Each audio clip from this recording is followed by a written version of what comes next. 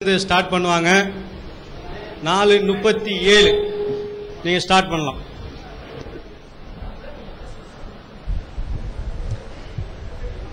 அஸ்ஸலாமு அலைக்கும் வரஹ்மத்துல்லாஹ். அன்பிற்குரிய சகோதரர்களே,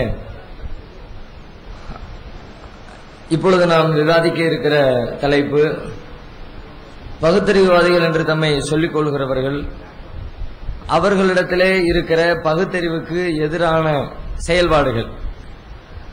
அது குறித்து விவாதம் தான் நடைபெற இருக்கிறது. ஏனென்றால் பகுத்தறிவுவாதிகள் பெரும்பாலும் தங்களை அறிவித்துக் கொள்ளக்கூடியவர்கள் மத நம்பிக்கையுடையவர்களை விமர்சிக்கிறார்கள். அவர்களிடம் இருக்கக்கூடிய தவறுகளை, மூட நம்பிக்கைகளை கடுமையான முறையில் சாடி அதற்கு எதிராக பலவிதமான நடவடிக்கைகளை மேற்கொண்டு வருகிறார்கள். அவ்வாறு கடுமையான ஒரு தரப்பை நாம் சாடும் பொழுது, சாடக்கூடிய நாம் எந்த கொள்கையை சொல்கிறோமோ அதிலே நாம் தெளிவாக இருக்க வேண்டும். நான் ஒரு கருத்தை உலகத்துக்கு எடுத்து சொல்றேன்னா அதுல நான் ஸ்டெடியா கொஞ்சம் கூட வளைஞ்சு நெளிஞ்சு கொடுக்காம, எந்த தேவைக்காகவும் விட்டு கொடுக்காம, எல்லா நேரத்திலையும் அந்த கொள்கையை கடைபிடிக்கக்கூடியவர்களாகத்தான் அந்த கொள்கையை சொல்லக்கூடியவர்கள் இருக்க வேண்டும்.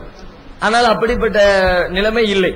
பல்வேறு தருணங்களில் பார்க்கிறோம், பகுத்தறிவுவாதிகள் என்று சொல்லக்கூடியவர்கள் அவர்கள் பகுத்தறிவுக்கு எதிராக பல காரியங்களை, மூட நம்பிக்கைகள், மற்றவர்களிடத்திலே மத நம்பிக்கையாளர்களிடத்திலே என்ன மூட நம்பிக்கை இருப்பதாக சொல்லப்படுகிறதோ அதுல பலவிதமான மூட நம்பிக்கைகளை இவர்களும் ஏற்று செயல்பட்டுக் கொண்டிருப்பதையும் பார்க்க முடிகிறது.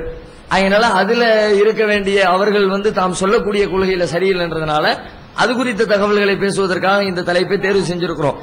இப்போ இந்த இதுல இந்த பகுத்தறிவு கொள்கையை சொல்லக்கூடியவர்கள், அறிவுபூர்வமாக சிந்தித்து செயல்பட வேண்டும் என்று சொல்லக்கூடியவர்களிடத்துல யாரை இவங்க மதிக்கிறாங்களோ, இவர்கள் யாரை நேசிக்கிறார்களோ, அல்லது யாரை இவர்கள் தலைவர்களாக ஏற்றுக்கொண்டிருக்கிறார்களோ அவர்களுக்காக வேண்டி தங்களுடைய பகுத்தறிவு கொள்கையை பல நேரங்களில் அடகு வைத்து விடுவதை, மாற்றி விடுவதை பார்க்கிறோம்.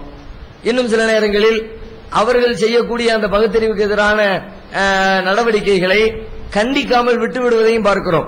மற்ற இடங்களில் எல்லாம் கடுமை காட்டக்கூடிய இவர்கள் தங்களுடைய தலைவர்களோ, தாங்கள் நேசிக்கிறவர்களோ, தங்களால் மதிக்கப்படக்கூடியவர்களோ அதுபோன்ற ஒரு தவறான காரியத்தை, பகுத்தறிவுக்கு எதிரான செயல்பாட்டை செய்கிற பொழுது மற்றவங்களை எதிர்க்கும் பொழுது எந்த அளவுக்கு காரசாரமா விமர்சனம் செய்தார்களோ, கடுமையான வார்த்தைகளை பயன்படுத்தினார்களோ, அது மாதிரி வார்த்தைகளை பயன்படுத்தி கண்டித்தால்தான் உண்மையில அது சரியான பகுத்தறிவாதமா இருக்கும். நம்ம ஆளு செஞ்சிட்டாருன்றதுக்காக வேண்டி அதுல கடுமை குறைந்தால், தப்பு செஞ்சாலும் அப்படியே ஒரு மயிலிறகால தடை விடுற மாதிரி தங்களுடைய அந்த விமர்சனத்தை, குற்றச்சாட்டை முன்வைத்தால் அது உண்மையில சரியான ஒரு பகுத்தறிவாதமா இருக்க முடியாது. எனவே அது குறித்த ஆதாரங்களை இப்பொழுது பல சான்றுகளை, அதற்கான எடுத்துக்காட்டுகளை இப்ப நாம எடுத்து சொல்ல போறோம். அதுல எதிர்த்தரப்பினர் ஒன்றை கவனத்தில் கொள்ள வேண்டும். இப்பொழுது நாம எடுத்து வைக்கக்கூடிய சான்றுகள், செய்திகள் அவர்கள் தரப்பில் செய்யக்கூடிய குற்றங்களை தான் பதிவு செய்ய போகிறோம். அங்க இருக்கக்கூடிய மூட நம்பிக்கைகளை தான் பதிவு செய்ய போறோம். மூட நம்பிக்கைகள், குறைகள், குற்றச்சாட்டுகளை சொன்ன உடனே குற்றப்படுத்துறதுக்காகவோ, வேதனைப்படுத்துறதுக்காகவோ, அல்லது மனதை புண்படுத்தி விமர்சனம் அதுக்காக வேண்டி நாம் சொல்வதாக நீங்கள் எடுத்துக்கொள்ளக்கூடாது. இது தலைப்பே அதுவாயிடுச்சு. தலைப்பே அவங்களிடம் இருக்கக்கூடிய தவறுகளை சுட்டிக்காட்டுறதுதான் தலைப்புன்னு ஆயிட்டதுனால நாம உங்களுடைய தவறுகளை சொல்லி காட்ட வேண்டியது இருக்குது. எனவே இது ஒரு குற்றச்சாட்டு அடிப்படையில் உங்களை குத்தி பேசணுங்கிற நோக்கத்தில் சொல்லப்படவில்லை. உங்களுடைய மனதை புண்படுத்துவதற்காக வேண்டி இந்த வார்த்தைகளை, இந்த செய்திகளை நாம எடுத்து சொல்லவில்லை என்பதை கூடுதலாக உங்களுடைய கவனத்திற்கு நான் கொண்டு வர விரும்புகிறேன்.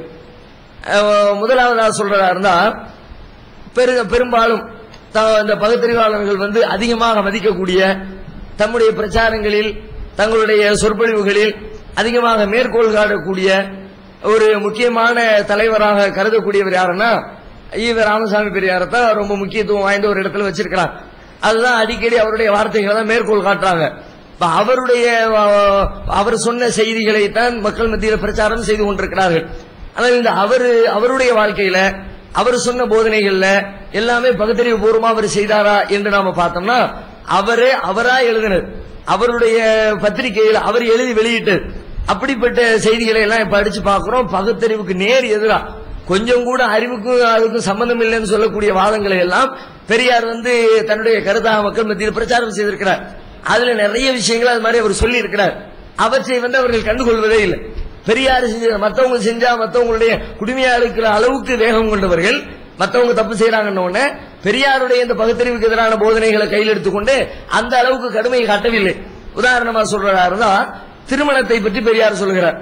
அவர் அவருடைய விடுதலை பத்திரிகையில 28/6/1973.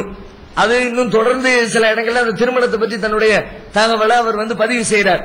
அதுல உதாரணமா சொல்றதா இருந்தா 28/6/1973 வந்த அந்த பத்திரிகையில் அவர் எழுதுறாரு, பேஜ் நம்பர் 10. அதுல அவர் எழுதுறாரு, என்ன எழுதுறாருன்னா, மதமும் கடவுள் சங்கதியும் மனித சமூகத்தின் வளர்ச்சியை பெரிதும் தடுத்து நிறுத்திவிட்டன. குறிப்பாக பெண்கள் சங்கதியை எடுத்துக்கொள்ளுங்கள். பார்ப்பான் நம்மை எப்படி கீழ் சாதி என்று கூறி அடிமை வேலை வாங்குகிறானோ அதை போலத்தான் மக்களின் சரிபகுதி எண்ணிக்கையுள்ள பெண்களை நடத்தி வருகிறோம். பெண்கள் என்றால் வெறும் குட்டி போடும் கருவி என்றுதான் நடத்தி வருகிறோம். பெண்களும் கணவன்மார்கள் நகை நட்டு வாங்கி கொடுத்தால் போதும் என்கிற அளவுக்கு தங்களை குறுக்கி கொண்டு விட்டார்கள்.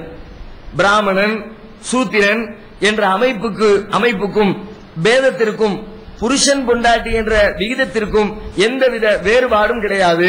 பிராமண சூத்திரன் எப்படி ஏற்றத்தாழ்வு இருக்குதோ அது மாதிரி தான் இந்த புருஷன் பொண்டாட்டிங்கிறது ஒரு அடிமைத்தளத்திற்கான ஒரு ஏற்றத்தாழ்வு. பிராமணத்தை எந்த அளவுக்கு எதிர்க்கிறோமோ, பிராமணன் சூத்திரன்றதை எந்த அளவுக்கு எதிர்க்கிறோமோ அது மாதிரி புருஷன் பொண்டாட்டிங்கிறது எதிர்க்கணும். இது எந்த அளவுக்கு வீரியமானதோ அந்த கருத்தை அவர் சொல்றார்.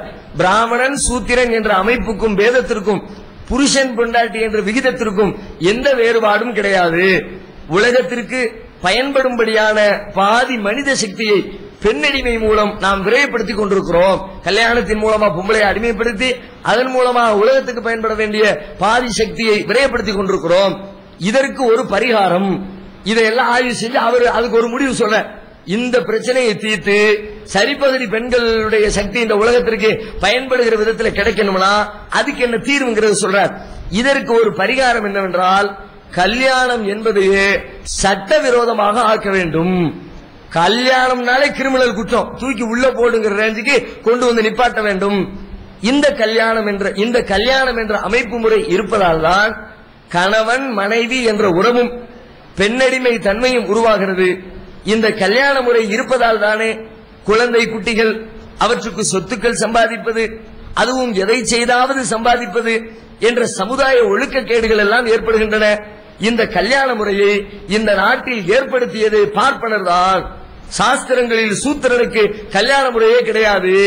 கல்யாணம் பண்ணாத, கல்யாணங்கிறது ஒரு பெரிய குற்றமாக கருதணும், கல்யாண அமைப்பை ஒழிச்சிடணும் அதுல சொல்ற. இதே மாதிரி அவருடைய கருத்தை வேற வேற வார்த்தைகள் இந்த செய்தியை பல இடங்கள்ல அவர் தன்னுடைய எழுத்து மூலமாகவே சொல்லி காட்டுவதை பார்க்கிறோம். இதே கருத்தை வேற விதமாக சொல்றாரு. விடுதலை ஏட்டுல 16/11/1967 சொல்றாரு, எழுதியிருக்கிறாரு, இந்த மாதிரி வாழ்க்கை துணை ஒப்பந்த முறையை கூட கிரிமினல் ஆக்க வேண்டும் என்று இப்போது 89ஆம் வயதில் நான் எடுத்து சொல்லிக் கொண்டு வருகிறேன். இந்த கல்யாண முறையை கிரிமினல் ஆக்க வேண்டும் என்று எனக்கு வயசு 89 ஆயிடுச்சு. இப்ப நான் எடுத்து சொல்லிக் கொண்டு வருகிறேன். கல்யாணம் என்று சொன்னாலே அது கிரிமினல் சட்டப்படி தவறாக இருக்க வேண்டும். அந்த கொடுமையினாலே மனித வளர்ச்சி தடைபட்டு கிடக்கிறது அப்படின்னு எழுதுறார். அதே மாதிரி இன்னும் எழுதுறார், 27/6/1973 விடுதலை ஏட்டுல தான் இதுவும் எழுதுறார். இது என்ன சொல்றாரு, மந்திரி ஆகிறவன் கூட கலெக்டர் ஆகிறவன் கூட பெண்டாட்டி பிள்ளையை காப்பாற்றத்தானே இருக்கிறான். மந்திரி ஆனாலும் கலெக்டர் ஆனாலும் தாம் பொண்டாட்டி தாம் புள்ள அதை காப்பாற்றணும் தான் நினைச்சுக்கிட்டு இருக்கிறான். இந்த வகையில் அமைப்பு முறை என்றால் உலகத்தை பற்றியோ சமுதாயத்தை பற்றியோ எவன் கவலைப்படுகிறான்? கல்யாணத்தை முடிச்சு வச்சிட்டதுனால சமுதாய நினைப்பே ஒருத்தனுக்கு வரமாட்டேங்குது. பொது உணர்ச்சி எப்படி ஏற்படும்? அவன் சொந்த வாழ்க்கை பிரச்சனைக்கு ஈடு கொடுத்துக் கொண்டு இருப்பதென்றால் சமுதாய உணர்ச்சி எப்படி ஏற்படும்? அதனால இந்த தனி உணர்ச்சியை ஒழிக்கணும்னா கல்யாணம் என்ற இந்த கூற்று, கல்யாணம் என்ற இந்த நிலைமை ஒழிக்கப்பட வேண்டும் என்று சொல்லி திட்டவட்டமா எழுதுறார். இன்னும் ஆணித்தரமா சொல்றாரு. எந்த அளவுக்கு சொல்றாருன்னா, திருமண முறையானது காட்டுமிராண்டி காலத்தில், அதாவது 3000 ஆண்டுகளுக்கு முன்பு ஏற்பட்டது. அதை இன்றைக்கும் மனிதன் எதற்காக கடைபிடிக்க வேண்டும்? ஒரு ஆணுக்கு ஒரு பெண்ணை அடிமைப்படுத்தவே திருமணம் நடைபெறுகிறது. கல்யாணம்ங்கிற ஒரு சந்தோஷ வாழ்க்கைக்காக வேண்டி இல்லைன்னு டிக்ளேர் பண்றார். ஒரு ஆணுக்கு பொம்பளை அடிமைப்படுத்துறதுக்காக வேண்டிய திருமணம் என்பது நடைபெறுகிறது.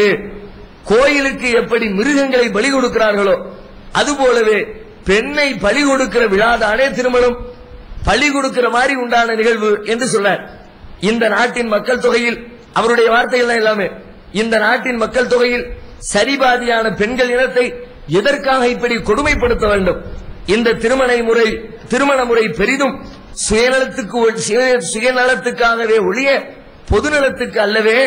புருஷனுடைய வேலை பெண்டாட்டியை பாதுகாப்பதும், பெண்டாட்டி புருஷனை பாதுகாப்பதும், இருவருக்கும் குட்டிகள் ஏற்பட்டால் அவற்றை இரண்டு பேருமே சேர்ந்து காப்பாற்றவும் தான் பயன்படுகிறதே ஒழிய சமுதாயத்திற்கு பயன்படுவதே இல்லை. அடுத்த வீடு நெருப்பு பிடித்தாலும் அது பற்றி கவலைப்பட மாட்டான். ஒரு வாளி தண்ணீர் கொடுப்பான். ஆனால் அது அவன் வீட்டுக்கு தீ பரவாது இருக்கட்டும் என்பதற்காகவே ஆகும். ஆண்களும் பெண்களும் இத்தகைய தொல்லையில் மாட்டிக்கொள்ளாமல் படித்து ஆராய்ந்து விஞ்ஞான அதிசய அற்புதங்களை எல்லாம் கண்டுபிடித்து மேன்மையடைய வேண்டாமா? அதனை அடுத்து புருஷன் பெண்டாட்டியாகி தனி குடித்தனம், தனிச்சமையல் என்று ஆக்கிக் கொண்டு பொதுநல உணர்ச்சி அற்றவர்களாகவே ஆகிவிடுகின்றனர். உலகம் வளர்ச்சி அடைய வேண்டுமானால், உலகம் தொல்லை இல்லாமல் சுபிட்சமடைய வேண்டுமானால் திருமணம் என்பதை